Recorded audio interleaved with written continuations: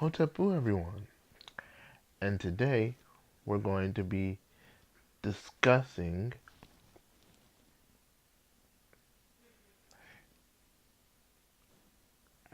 part part 2 of Eastern monogamy, and we're going to be discussing the role, excuse me, give me a second.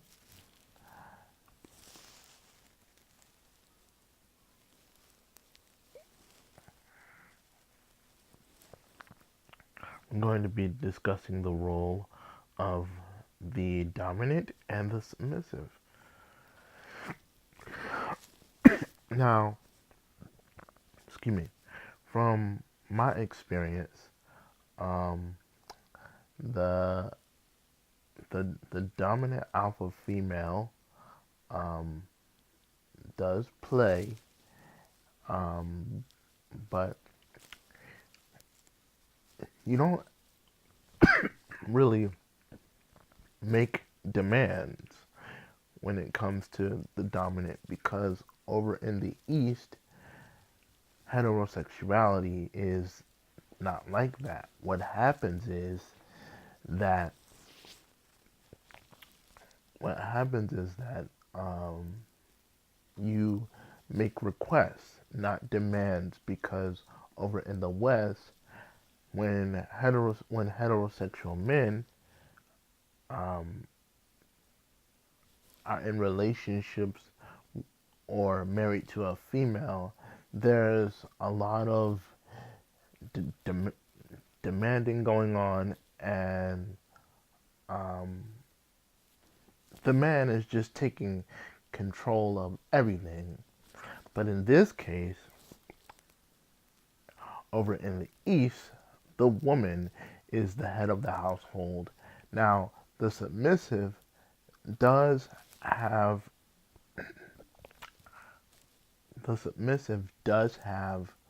the participation in bringing money into the household. This is giving in reference to the submissive marrying the dominant alpha female. Okay? Um,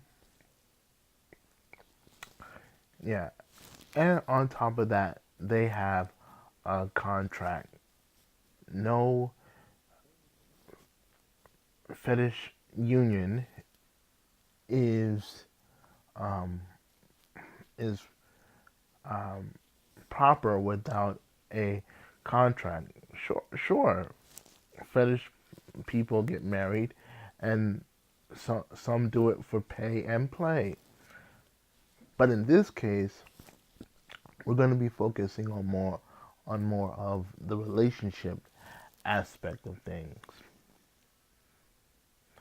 So again, even though the female is the um, controller, the provider, and the protector in the home, the submissive has somewhat of that role too.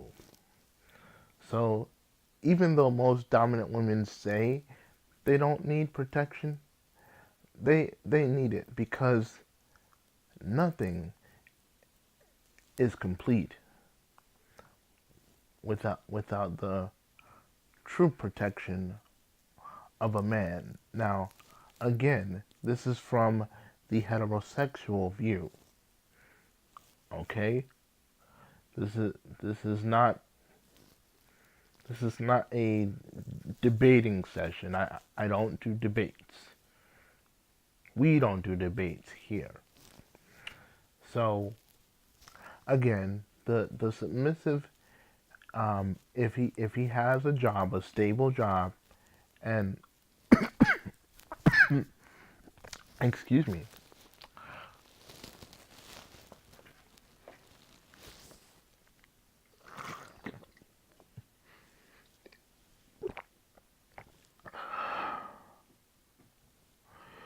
whew, okay. All right, I had to get some water. All right, so um, oh, I was mentioning that the submissive male does not have to work for corporate. He can get a job at home, and he can bring home income that way. Um, so okay, what did we mention? Marriage. We mentioned the contract. Oh, and also about the contract, there's a set of um, the submissive has his or her set of rules in the contract, and the uh, dominant partner, the the mistress, the dominatrix, uh, she has her role in the contract too. And there's all kinds of fetish toys. There's whips. Um, there's paddles. Um, there's I, I think there's something called a cuckold.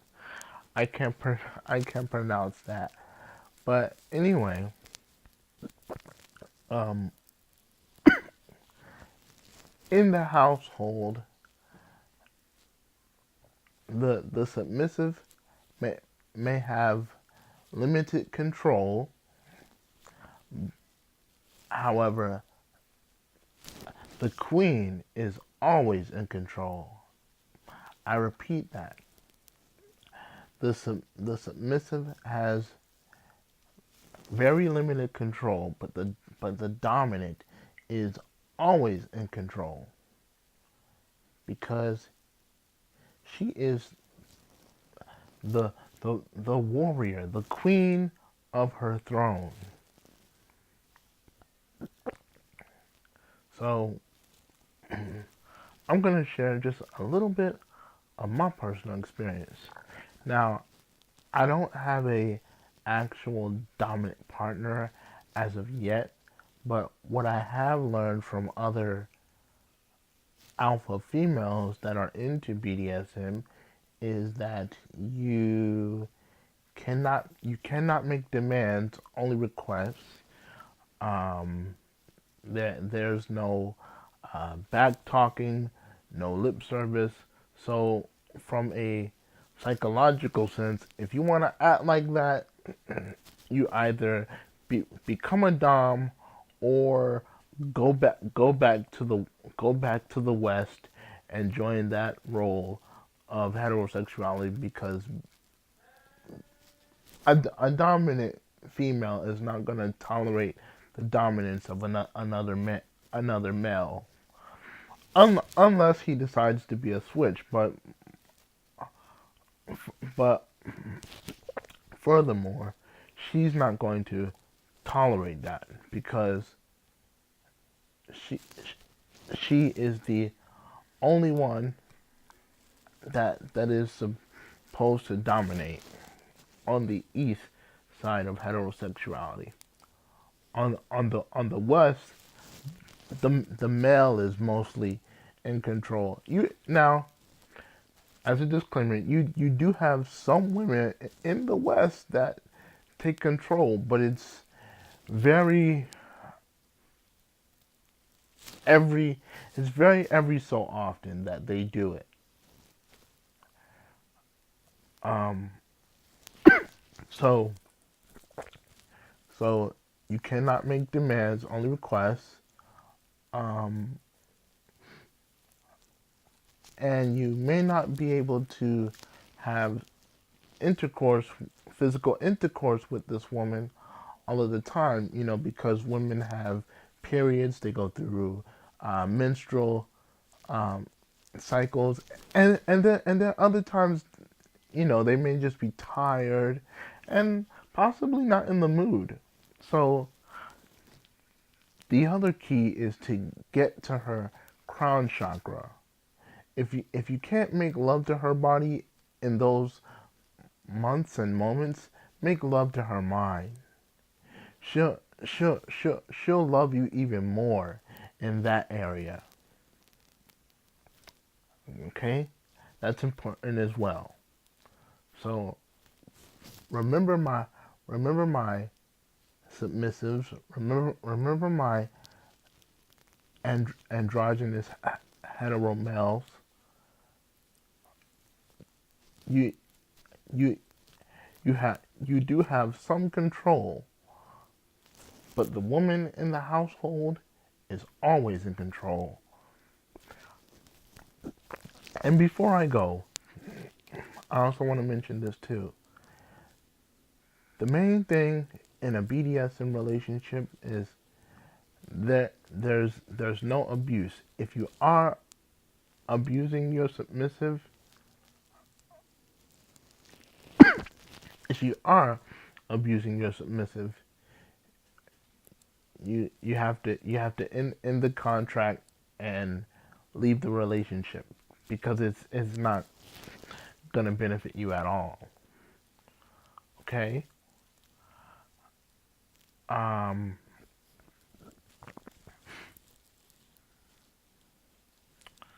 oh, and also there's three things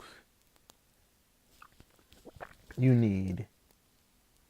No, I'm sorry, excuse me. There's two things that you need in a BDSM relationship. I'll add the third one too, I guess. But the two things you need in the relationship is that um, you need love, true love, and there also has to be trust. And the other thing you might be thinking is there also gays and lesbians and bisexuals in BDSM? Of course. They're around, and they all have a role, from the sub to the submissive to what's also known as the slut, which also means slave. And you have masters, doms, dommies, dominas, which is the Hispanic or Latin word for dominant female partner. And you also have mistresses. They're dominant too. And you have voyagers. It's a whole collection of stuff. So this community is about more than just sex. It's also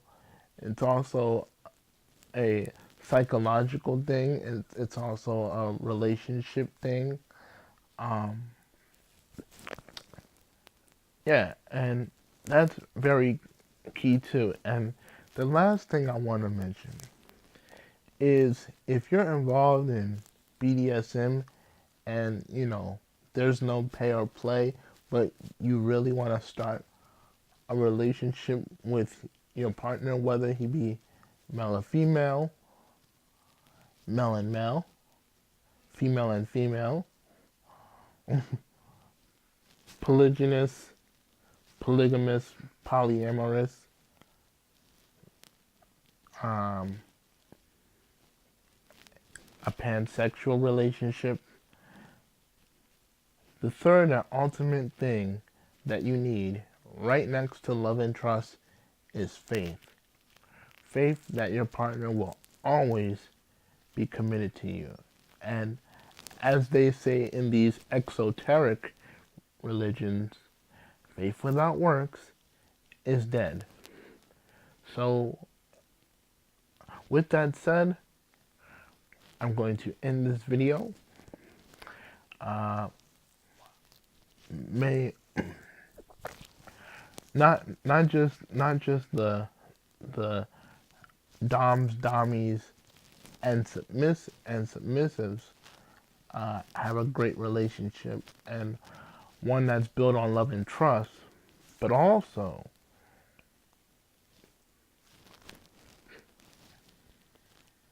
um,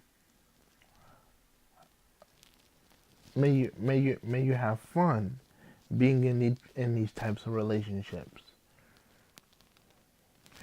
And to all my dominant females and submissive feminine males, may your wings fly as butterflies. And girls, may you always strut your stuff. And, and feminine brothers, strut your heart. Until next time. Oh, also, before I forget to mention, I'm going to be releasing the official female king chant around. Hold on one second. Okay, so I just realized that it's 12:22, so around 1:30, I'm going to be releasing and uploading the official song of the female king chant. Okay? And this chant helps you manifest. It doesn't necessarily. This chant is for men or women that like masculine women. And this chant doesn't necessarily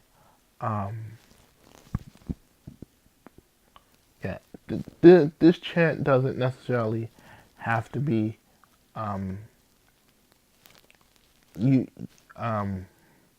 used for extremely dominant women, but it can be used on switches as well. Okay, so if you think about what a switch looks like, how she thinks, say the chant, and once you meditate on that and let that energy out into the universe, it may take a few days, some weeks, maybe months, maybe some years. Who knows? You might have some inner work to do. But know that what you manifest will be manifested. It'll be brought into manifestation. So when you chant this chant, say the words, and the words are Ong Hemet Nesut. Ong Hemet Nesut. Which means I activate my female king. Okay? Now, a female king doesn't necessarily have to be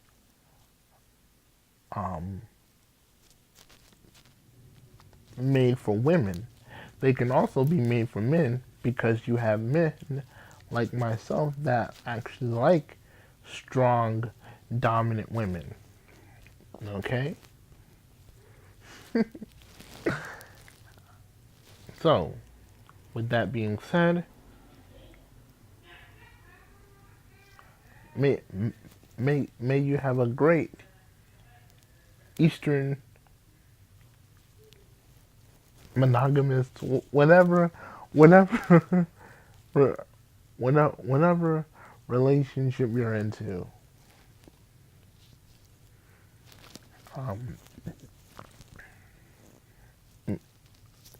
May it be filled with love, light, trust,